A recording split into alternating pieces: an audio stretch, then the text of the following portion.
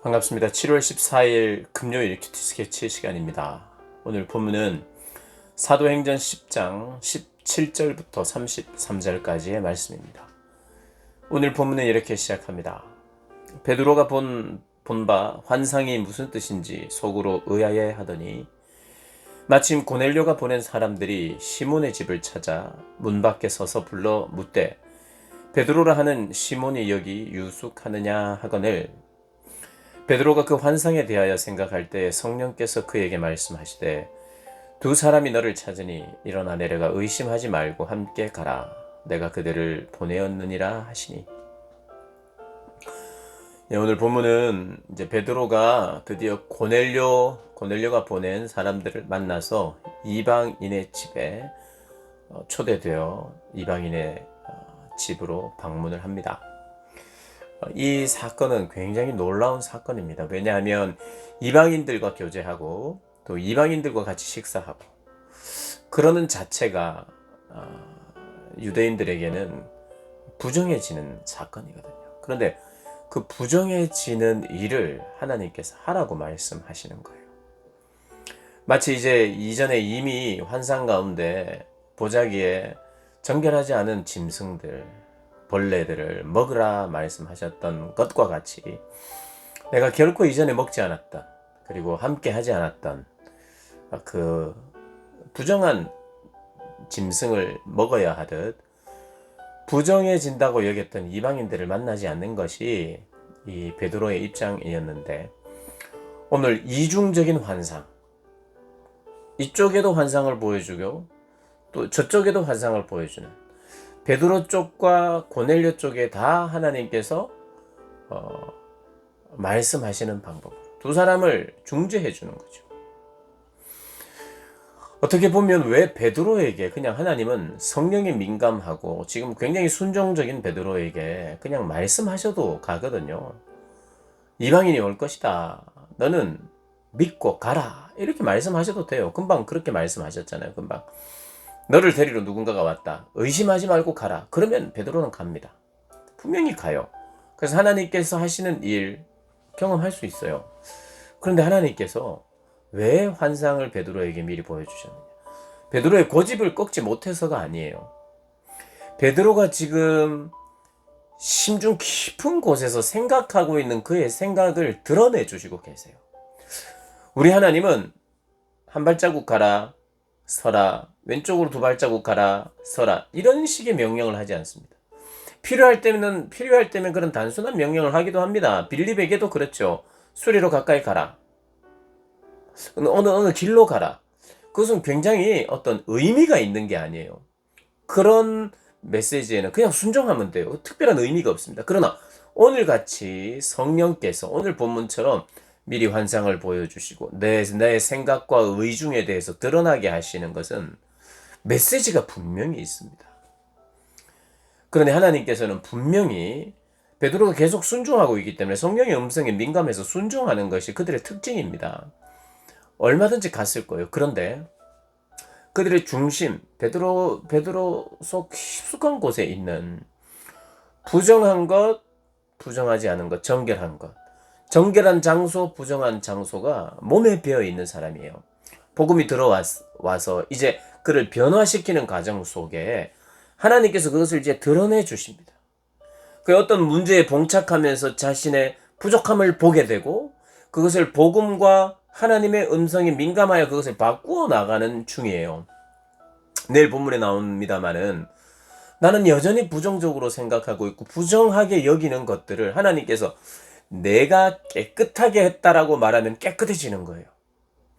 그러니 하나님께서 베드로에게 차근차근 가르치시고 그가 지금 가지고 있는 생각이 정확하게 무엇인지를 자기 자신도 보게 되는 거죠. 나는 이방인에게는 내가 부정해지기 때문에 갈 수 없다. 이것이 그의 입장이었습니다. 그런데 하나님께서 환상을 통해서 네 마음의 깊숙한 곳에서부터 이방인들과 함께 식사할 수 없고 이방인의 집에 방문할 수 없는 너, 그러나 내가 짐승을 마치 정결하게 해서 너한테 먹으라 그러면 내가 너를 위해서 정결하게 했다는 것을 믿는다면 먹을 수 있어야 하듯이 내가 정결하게 한 사람들, 앞으로 정결하게 할 사람들, 그 사람들이 이방인이라 할지라도 너는 가면 되는 것이고, 사실은 이방인들에게 복음의 문이 활짝 열렸다는 것을 너는 알아야 한다. 오늘 그것을 위해서 환상이 막 나타나고, 고넬료 쪽에서도 하나님의 말씀이 있고, 베드로에게도 말씀이 있어서 이렇게 만나게 하는, 그래서 이것은 하나님이 지금 진행시키고 있는 것이구나 알게 되고, 막상 가서 복음을 전하고 보니 그들에게도 성령이 임하는 것을 보고, 하나님은 모든 이들에게 차별 없는 그 복음의 은혜를 베푸시는구나, 그걸 깨닫게 되는 거예요.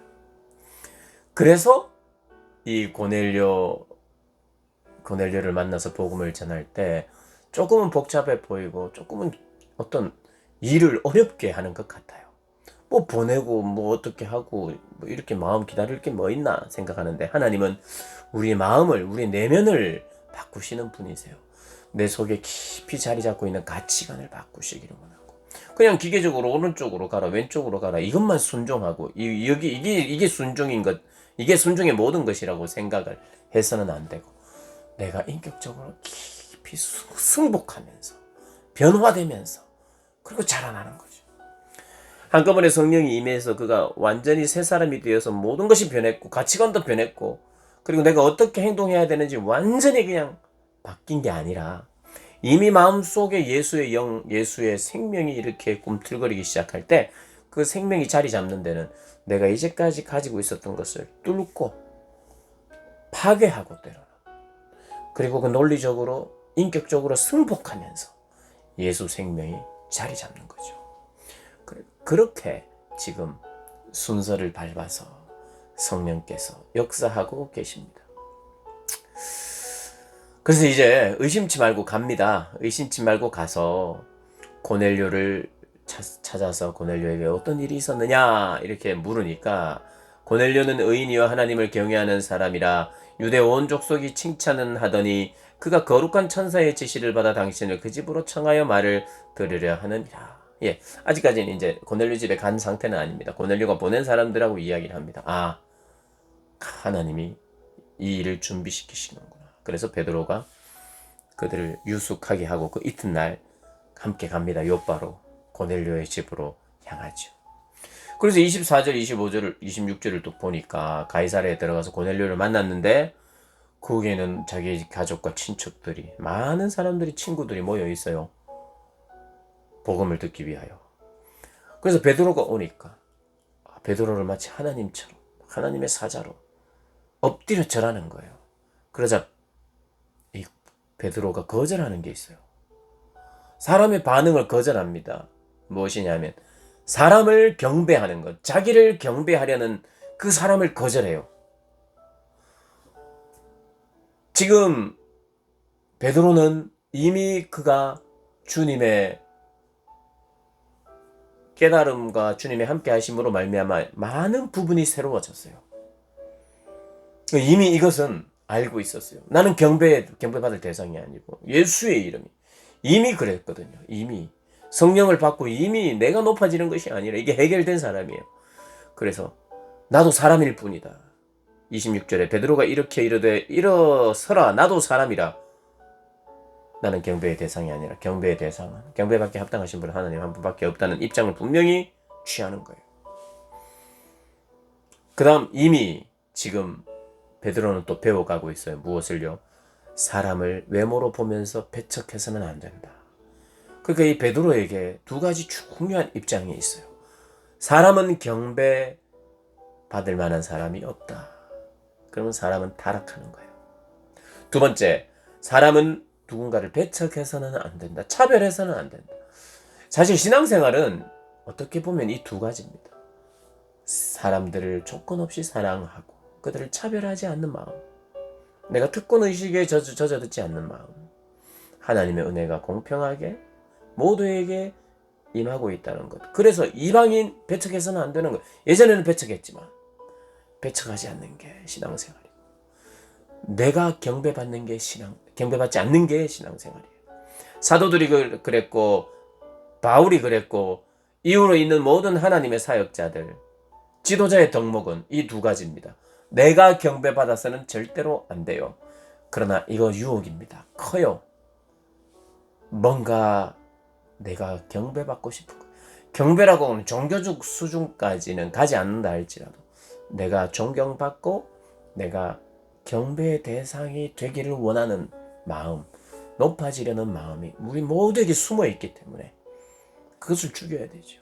그래서 중요한 기독교 지도자에게 중요한 덕목이 오늘 나타나고 있어요. 오늘 본문에. 그래서 오늘 본문은 어떤 면에서는 굉장히 중요하고 하나님의 사람들의 가장 중요한 캐릭터가 되어야 됩니다.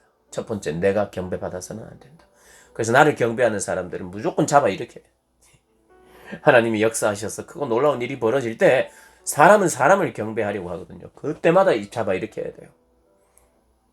거기 경배하도록 놔둬서는 안 되죠. 그리고 두 번째는 누구든 차별하거나 배척해서는 안 돼요.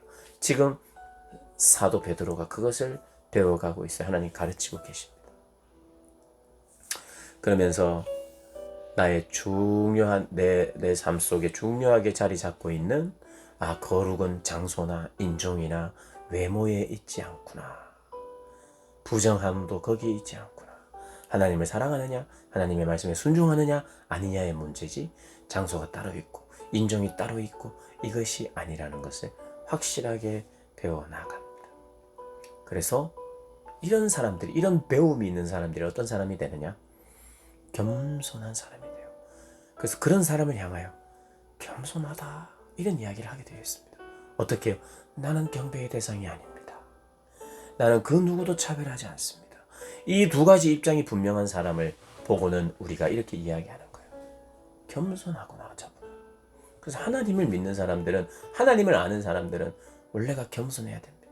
교만한 건 뭐가 잘못돼도 잘못돼요. 이 두 가지 문제가 해결 안 된 사람이 교만한 사람이에요. 뭐냐? 내가 경배에 받으려고 하는 대상이 되려고 하는 거. 두 번째는 다른 사람들을 차별해야 대하는 거. 이 사람을 교만한 사람이라 그러고, 겸손한 사람은 그렇게 하지 않는 사람. 사랑하는 여러분, 겸손한 사람 되시기를 주님의 이름으로 축복합니다.